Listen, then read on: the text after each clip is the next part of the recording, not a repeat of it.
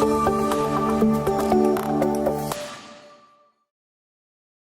right, you're in for a treat today. This is an amazing session. After you've attended this session, you're probably just done. This is probably going to be the best. We have very cool people that are coming in, and they're going to tell you about their story. So I'm Bruno Ziza. I run data analytics at Google Cloud. I'm just going to talk for a few minutes. So what we're going to do today is we're going to do a little bit of context setting about what we're going to want to talk about, data products in particular. And then we'll get actual practitioners to come and tell you about their journey. And ideally, if we don't get kicked out, we'd like to take questions from you. So think about that as you're going through it. Sometimes people come at the end, but if we have time to take a few questions from the audience as we go through the panel, we'd love to do that. So who is on the panel today? You have Avashant, who is leading digital health, data engineering, Johnson Pharmaceutical, data science. He's going to tell us all about clinical research, wearable data analytics, lots of data, of course, but human-in-the-loop algorithms, so we're going to talk a little bit about that. Mansoor here is the CTO of Stagwell.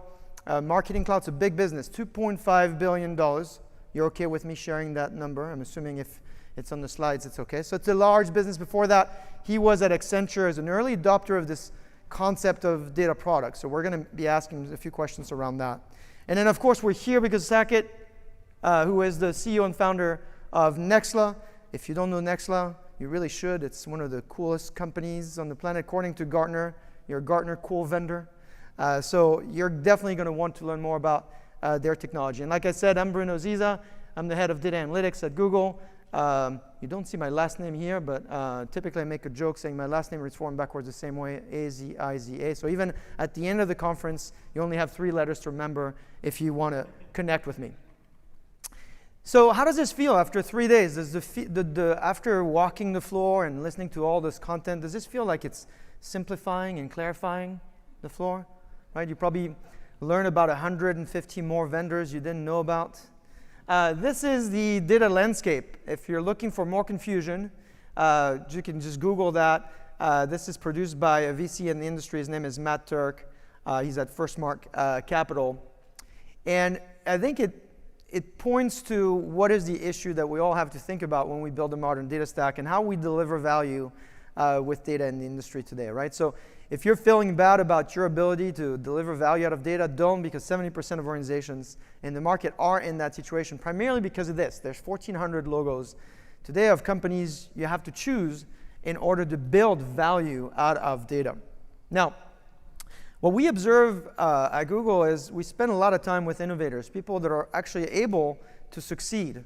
So the 30% who are able to kind of tie data to value.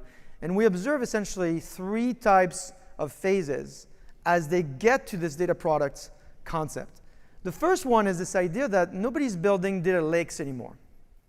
And the reason for that is because data lakes feel very comfortable. A customer of mine branded this stage, the CIO of Vodafone, he calls it Data Ocean. So if you want to Google the Data Ocean presentation by the CIO of Vodafone, you'll get the whole explanation of that, but I'll try to summarize it for you. Why a data ocean versus a data lake? The problem with the data lake is it's landlocked. You see the end of the water. But the reality of your data estate, or in fact the data that you need to have access to in order to innovate, is infinite. You never see the end of the data. That's why data sharing platforms are important. That's why the convergence of workloads are important. That's why multi-cloud is important. That's why being able to bring transactional analytical workloads into one area is becoming really important. So the first phase that most customers go through when they say, ultimately, I want to create a system by which I create value out of data, they build this data ocean, stage 1. Stage 2 is a term you've heard a lot of. I'm sure there was a session yesterday called data mesh versus data fabric. I think we'll probably debate that. Is what people call the data mesh. Again, it's not a Google terminology. It's kind of terms that people use in the industry. It doesn't really matter what you call it. What organizations are trying to do at that stage is, now that they have a technical foundation, they want to create pockets of innovation at the edge. But they want to have centralized policy so when the data is distributed, it's not messed with, or it's high quality data and so forth. And so that's when having data catalogs really matter, when having a way to use artificial intelligence to find data across your organization and start creating landing zones so you can police them a little bit if you want.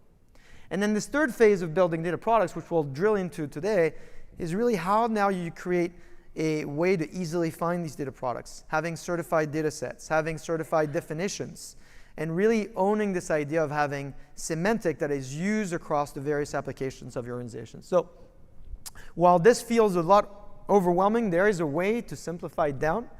And that's what I wanted to at least share, what we're learning with organizations and how they're doing that.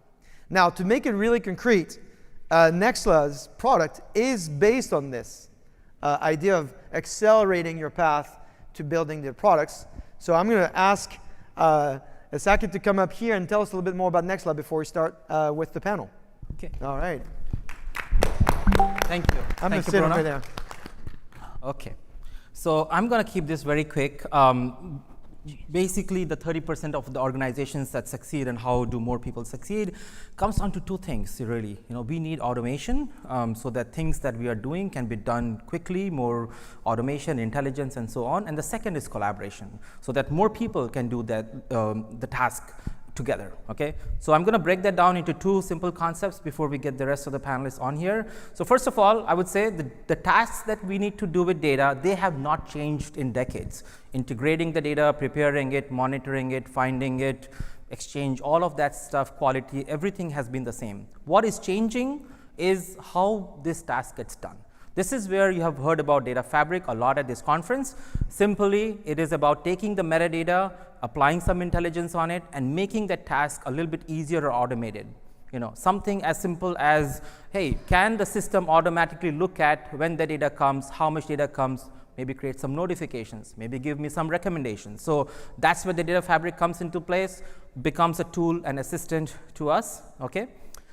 What happens after that, one of the things that data fabric can help do is help to create data products that people can then use as starting points to build their own data products. So these data products are like building blocks, and that's where the collaboration comes into play. The collaboration happens because these data products can be something that people can share, collaborate, work together on. Okay?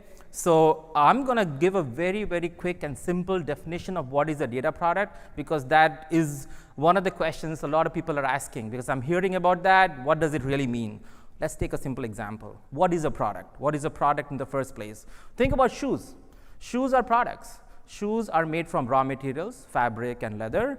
They are a finished product for a particular purpose. Could be for running, could be for jogging, it could be for basketball, right? And they're created by a producer. There are companies out there building these products, and then there are consumers who can go find it, the right size, the right fit, the right purpose, the right design, and then say, I want to use that. Okay? So this is what we mean by a product in our day-to-day life. So what is a data product? Well, a data product basically means that, just like any other product, it is built from raw materials. So data is one of the raw materials. Along with that, you have metadata, descriptions, rules, validations. All of that comes together to make a data product, right? What is that finished product? It is documented, validated, trusted data that you can go find and use for a particular purpose. You want to build a dashboard, you have to do machine learning, operational use cases, all of these, you can go and use that. And then these data, just like any product, it has a certain interface, a certain contract to it, and it becomes usable by people. So that's the whole idea of what a data product is, and how the data fabric and data mesh connect together is by data fabric can help you, bring data products to life. Okay? So with that context, let's invite our panelists, Vasant and Mansoor. Please come on here. All right. Now we're going to get to the actual practice of all this. If you want to sit, maybe if you guys come closer to me and you sit here. Okay. And then I'll take the clicker back from you if you don't mind. Yeah. Just in case we have to go back to something. All right. How are you guys feeling? Good? Not too tired? I got some questions for you. I know you prepared, but I changed the entire script. That's why I prepared it. That's why. Yeah. Okay. All right. So let's start with the simple one, so people can orient themselves. Data challenges. So Vasant, take us through the data challenges in digital health. How do you think about data products in your industry in particular? Thank you, Bruno. That's a great question. So looking at the time, so I'm just going to be a little... Oh, we're here for 90 minutes. 90 minutes. Don't even look. Okay. So be ready to get a big story. We don't have a session behind us, so I really mean it if you want to stay longer. Yeah. First of all, my name is Vasant Riñanam, And the reason why all the last name was removed is because my last name was long, so they just want to don't want to make me look bad, so they just removed all their last names. So that's the background for yours. So I just want to start with a little background. I have seen 2 decades of data evolution in clinical research. I've seen stages where all data was captured on a paper, most of them not easily available, and then there was a phase where everything was digitized, and then we started getting digitized data, and a typical or a classical clinical data management system was good enough to handle data at that point in time. But maybe before going to the next one, how many of you here do not have a smartwatch or a smartphone? Raise your hand. Exactly, right? This is exactly the situation. There's a new era right now. Now, there's an era of PGD, which is called patient-generated data. A lot of data is coming in, and there's an era of bring your own device, BYOD, which literally exploded the amount of data that we now have access to.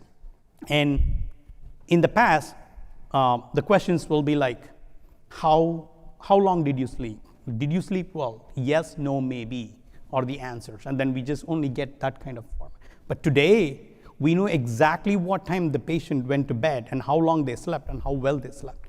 And there are sensors which are on body, which can track those metrics and send it to us real time. There are sensors which are off body, like Google Voice, can count the number of times a patient did dry cough.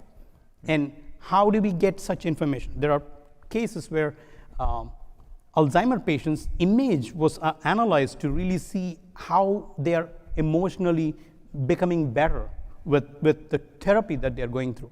Such data is very diverse, very, very unique in nature. So we need, if I have to go back to the question of data products is very, very diverse in nature. And I'm really looking for something that can consume high volume data and still produce meaningful insights from that. So there's very much, if we go back to the first slide, right? It's this idea of highly diverse data types, highly diverse ways of collecting the data, but being able to kind of synthesize. I mean, I'm sure that the identity across all these data sets must be a nightmare to manage. So I'm going to want to know more about that. But before we go there, I want to go to Stagwell and understand a little bit about, obviously in different industry, holding company, many different identities or entities across the organization. How do you think about it? Because you've got a different type of complexity to deal with. So for just in terms of introduction, Stagwell Group is a holding company of close to around 70 to 75 marketing agencies. So if you think about creative agencies, you know, you've seen Super Bowl ads, if you've seen the latest one from Bud Light or Crown Royal or the Dunkin' Donuts ads recently, all those were created by one of our agencies, and we had many other agencies which create that.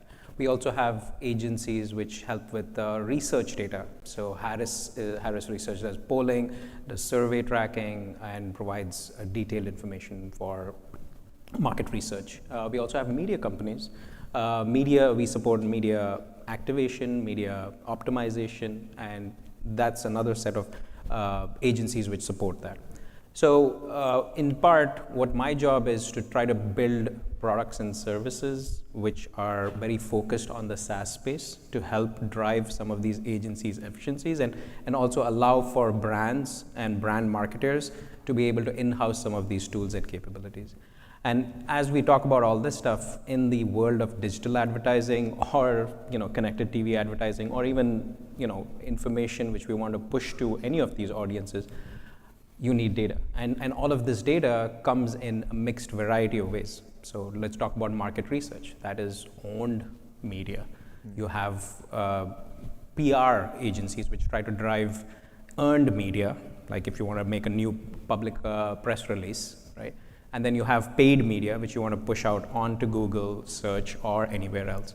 So all of these requires us to collect that data and be able to activate that data across and be able to understand the attribution of is earned getting connected to paid, is that can I follow that customer through that journey in all of these different channels, be it on TV, be it on your mobile phone, or maybe passing by in an airport. And we also have properties there where Reach TV basically is also owned by Stagwell. So when you walk into the airport today, as you're going back home, you're going to see some of the ads on the TV screens there as well. So from our point of view, data products is taking and making sense of the data which is flowing through these pipes and being able to categorize them for two reasons. One, to complete that journey, and number two, to take that data product and to say, okay, can I mix 2 and 2 together? Can I take people who attended Gartner and people who like a particular brand of a car, and can I find a unique derived data? And if I want to do that, I need data products to mix them and create derived data products from there. Okay, so we want to talk a little bit more about how you're serving that. Saket showed an example of what the attributes of a data product was and how you help yourself to those data products. You both have data marketplaces. And so I'm going to stay with you for a minute. Tell me a little bit about the mechanics or the attributes of what does your marketplace look like? How did you build one? And then I'll come back to you so I could kind of see what you see across other customers, particularly on this topic of marketplaces. So, tell me more about the mechanics. I think the diagram which Saket showed about the fabric is important, right? Because I'm looking at all of these schemas across all of these type of media entities and data sets. So taking all of that data sets, adding more information, just even as simple as the marketplace. If you go in there, you want to know who has this data. I have 80 different agencies. Which person inside that agency is exposing this data set of Gartner attendees or whatever, right? So how do you take that information and all those attributes which he listed out in there? I need to capture all of that into my data product, and that data set could be as small as 5,000, 6,000, or cookie data or pixel data as big as millions and billions or terabytes of information. And whose job is it to do that? Is it a data engineer type? Who do you hire to do that particular job? We have in each of the agencies, we'll pull out that information through the Nextla platform, what we're using right now, to get that metadata. And we are using our data engineers to gather that information. And then data analysts or business analysts or people on the business side of who are interacting with brands to understand, hey, what kind of new program or what do you want to kind of launch? Which target audience are you looking for to push this product or new brand offering to? They will come back and say, hey, can we give the customer something where we can mix A and B together, and can we find out if we have enough data to be able to activate audiences there? I see. So you're really leveraging the Nextla platform to, one, enable the cataloging of those products, Correct. but also enable the collaboration around making those products better. I use it for three things. Governance too. So, hey, I got him, Vasant, to put his data product up. Bruno, you put yours too, but I got to make sure that everybody's got the privacy requirements, security requirements, so I want to manage that. So my data engineers are managing governance. Definitely the cataloging, so we want to be able to expose it, make sure that people who have access to it can easily access it, search for it, filter it, be able to say, I just want to look at blah, blah, people who live in Orlando and showed up at the Gartner event, right? I just want to do that. So we need to give them tools and capabilities without going into the complexity of understanding technical knowledge of what is. The way I think I like it is the shoe example. I just want to know the shoe. I don't want to know how you made the shoe, what is inside the shoe, what are all the key attributes. We do share a little bit inside there of what is available because the business analysts want to understand that, and we give them enough description, but not so much that they get overloaded. Got you. Now, you touched on something that I'm sure everybody's wondering is, okay, great, create this data marketplace, but how do I manage access to it? Particularly in your industry where data is very sensitive. Yes. So how do you do that level of granular access to data that, in legal you can't be sharing like that? Exactly, and I wish I could share how simplified Manzoor was in his description, but it is very complicated. There is several layers of administrative process that goes through before we get first access to data. Yeah. And beyond that, it goes through several automated processes that make sure that no personal data or personally identifiable data comes in even accidentally. Yeah. I think that's why we are depending on platforms like this to really automate and identify dynamically and then prevent any accidental exposure. Yeah. And to take it further down, for me, as soon as we get data, the data itself is further classified in terms of what category it fits in. And broadly, I can say restricted or anonymous. Restricted data only gets certain people with high security clearance to get that. But when it comes to anonymous, it's okay. Yeah. And we kind of, so that's why we, to just tie back to the marketplace, so that's why we have marketplaces, or in general, every pharma, every healthcare for that matter, should have a marketplace or will have a marketplace to automatically define such parameters. Got you. So Saket, I mean, obviously these are two customers. Your customers are very mature. I go back to the genesis of the company when you started. Like, what did you think were the sweet spot use cases, and what are they now? Particularly for people here listening to us, where do they start using a solution like yours? Yeah, I mean, we started the company in 2016, and the concept of data product wasn't talked about at all at the time. But what we understood was that, we all want more people to use data, right? More data users were coming, at any point, right? But the thing was, the goal of democratization, which we have held as an industry for a long time, how do you achieve that? You're not going to give a password to the database to everyone, like in the name of democratization. So we understood the need to, one, have some entity that people can use as a way of creating collaboration. So, forget democratization, collaboration is what we really needed. How do we do that collaboration? The second part was that the more data users you bring in, the more you understand that the complexity of the data system cannot be exposed to them. Some data could be streaming, it could have complex structure, it could have all sorts of things to it, but a data user shouldn't have to care, just like Mansoor said. So then it was the concept of abstracting the underlying complexity and presenting something consistent to the user. Okay, so that was the second part. The third part then becomes is that simply finding a data product is not sufficient. You have to be able to use it. So a data product should be able to deliver data to where the user wants to use it. And the user may want to use it in a spreadsheet, in a warehouse. They may want an API to it because they're writing an application. So the nature of the data product has to be to actually deliver that data eventually. So that's kind of what we saw, and that's the genesis behind the company. And therefore, we see that when you produce a data product and somebody consumes a data product, it becomes a sort of integration. We have known that problem, like moving data from A to B, but this is a different way of looking at the same thing. And clearly, the need was that in some of the large enterprises, they should be able to build a sort of a private marketplace. This is not for the public. This is for the internal users, the different teams, and the domains. And actually, just yesterday, we announced the launch of this publicly, where you can go and build private marketplaces and make that possible. And why?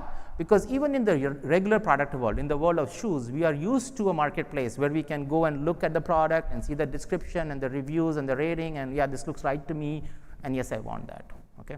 Got you. So what you're seeing here is that the change in the industry, we're going from a world where data was a liability, we had to justify why we invest in those data systems, whereas now you've got leaders like these who are actually creating a business model for themselves with the data that they have and giving access to people to data products. Now, there's a lot of complexity in when you get in that business, you're kind of like now in the software engineering business, you have to maintain these products and so forth, but there's also a lot of value of making data available in real time. Mm-hmm. And so I want to ask you, Vashant, in your case in particular, you've got real-time data from devices, you've got mobile apps. Tell me more about this. Like, how does this work? Like, there's a lot of, when I see these words, they sound obvious, but there's a lot of complexity here, right? So you got to stream the data in. Like, how does that work when I get one of those products? Thank you. For those who really attended Darrell Plummer's closing yesterday, he really summarized it well. We need time house, and I think it's a new thing coming up. Yeah. So it's for us, it's more data is highly temporal. 99% of data doesn't give any value. This last 1% somewhere in the signal really gives value.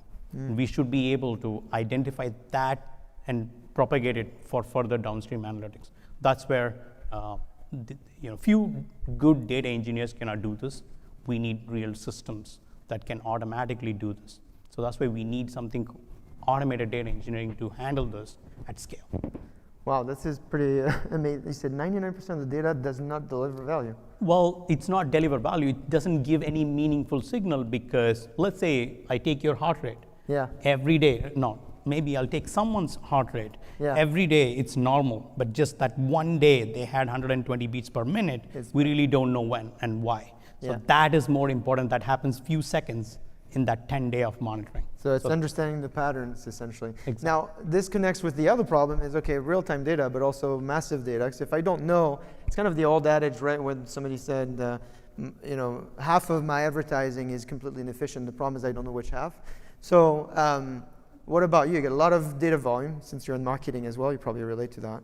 How do you work that? Do you flush data out? Do you store it all? Like, how do you think about crazy large data sets? We don't want to move the data around because then all you'd be doing is moving from one location to the other. So you're constantly getting, now in the case of us, at least petabytes of data, right? And so because we're collecting all sorts of data for whatever you're doing in your consumer journeys.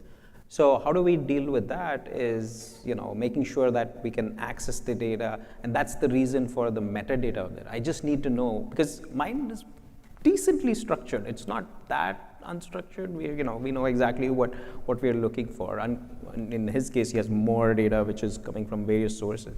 We know what data we're getting, but just get massive amounts of it. So we just need to be able to understand that. And we use bi-directional connectors like what Nextna can offer, so that we can pull in data from the source, so that we can produce the data, and then consume the data in somewhere else in the same unit of however we are producing it. We're also consuming it somewhere else in the other way.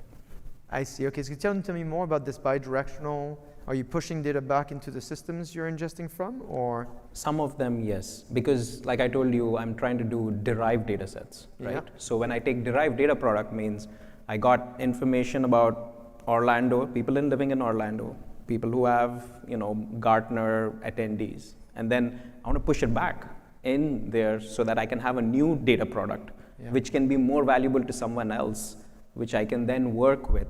I can anonymize it and then show it again and say, hey, I got people who love conferences in Orlando, right? Sort of like that. Okay, so that's an interesting best practice. I see the clock here.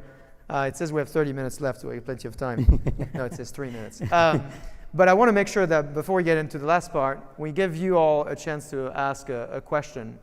Any questions to these gentlemen here? If you raise your hand, I'll just walk to you, because I don't think we have a walking mic. No, everything's going. So two things are possible here. Either we're completely missing, or we're nailing it. Is anyone? Someone left. No? Any question? No? We'll just continue. Oh, yeah, you have a little bit of a question. Let me get to you. That's fine. We're in the world of structure. You talked about lots and lots of data in the metadata. Can you talk more or a little bit more about quality and understanding quality and scoring it? Yeah. What's the quality? Is asking about data quality. Yes. I can just do a little bit. Again, the industry is still evolving to define metrics on these sensor data. Is still evolving. So what is really good data?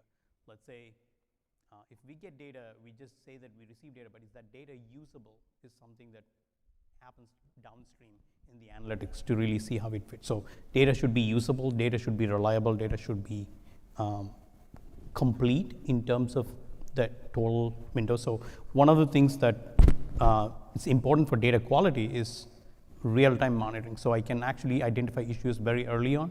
I can go act on it. Otherwise, I will miss it. I think that's my take on it. One thing I'll add on the monitoring side is that that's where the data fabric actually has a very good role to play. If the system is looking at the metadata and saying, oh, you had first name, last name, and email address in the data, and now you also get phone numbers, but a lot of times it is blank. Well, that is a signal to use for monitoring, and then notify the user like, hey, this is what is happening. Is that what you expect? Oh, I applied a validation rule because this will always look like email, so why not validate that it actually is a structured email? So there's a lot actually on the quality side that is, again, I believe going to come in form of automation and intelligence, and you do want the system to be able to understand the data on your behalf, let you still bring your input in and improve quality. Yeah, there's a lot to say about data quality and data contracts. Like, what do you expect a particular data product to actually deliver? And there's a few dimensions around completeness, freshness, and usage as well. We've got a lot of customers who create a certified data set or certified data product so that you as an end user looking for this data, you know, oh, okay, that's the one that they want me to use and so forth. And so we don't often talk about data quality, but that is the source of everything, right? So you have beautiful data products, but if they're garbage, nobody will use them. And You wanted to say something about quality, so I don't. Yeah, I mean, for us, data quality is very related to financial metrics in terms of revenue. Think about, you launch an ad campaign. Hey, what's the result of my ad campaign? I pushed it to all of these channels. So you think about data quality as in how do you make sure that what you are receiving at the end is that actually the performance of your media spend or your spend on whatever you're doing in advertising has to be correlated back to, yes, it's improving or getting the betterment. And for that, we need to make sure that the data sets which we are using are effective for that. And so we do need to scrub on a regular basis. All right, so we now the last part, the lightning round. I'm going to give these folks 2 words. They're going to have to choose one versus the other and tell me why in less than 2 seconds. You guys ready? Yes. All right, I'm going to start with the first one. Data integration or data in place? Data in place. Why? You said one. No, I said why. Oh, well, having data is more important than data that we're going to get in future. So data in place is more. You agree or you disagree? I think both are important, right? For me. I mean, That's brilliant. That's why he's in marketing. Right? Question. What do you think, Zach? What do you think? I think in both. In technology, there is never one answer for every problem. All right. Let me try to get to the next one, see how they tell us about this. Data products, logical or physical? I would start first logical, right? Yeah. I mean, because I want to understand what I'm seeing, making sense of my data, trying to figure out, giving the engineers time to actually play around a little bit and help them to define. So data definition is firstly important, and starting with a logical concept. We're all engineers here sitting, I see. Yeah. And so that's what we start with. It's safer as well, right? Because iteration, experimentation is easier. You guys all agree? All right. Well, let's I move to- agree. You agree on that one. Let's data pipeline or data flow? Data flow. Why is it? And I think data flow, in my world, I use data flow more than data pipeline because I talk to scientists. So they understand flow, they understand pharma flow, they understand data flow. So that's why I prefer data flow. Yeah. What about you guys? I prefer data pipeline because Ooh, see, disagreements. That's great. I agree. I think his use case is different. Mine is different, right? So I think in our case, we know what we're looking at. We know what we're asking for in the data, but we need to be structured about how we deliver that data and relate it back to performance of how these ads are doing and things like that. So we need to build that pipeline in place so that we can be consistent and scale. Got you. Second, I'm going to start with you on the last one, because that's the one the entire conference everybody freaked out about. Data fabric or data mesh? I think data fabric and data products. Why is that? Why not data mesh? Why not? I'm still unclear what the mesh is going to do. It is almost like saying I want agile development process. Uh-huh. So it's a little bit fuzzy. So data mesh is a little bit like that. I'm more of a product person, so I understand products, fabric, like tech. Yeah. So Bruno, what does Google Bard say? I think we're out of time. So with that, thank you so much. Thank you for the panel. Thank you for the questions. I'll get back to you, and have a great rest of the conference. Thank you.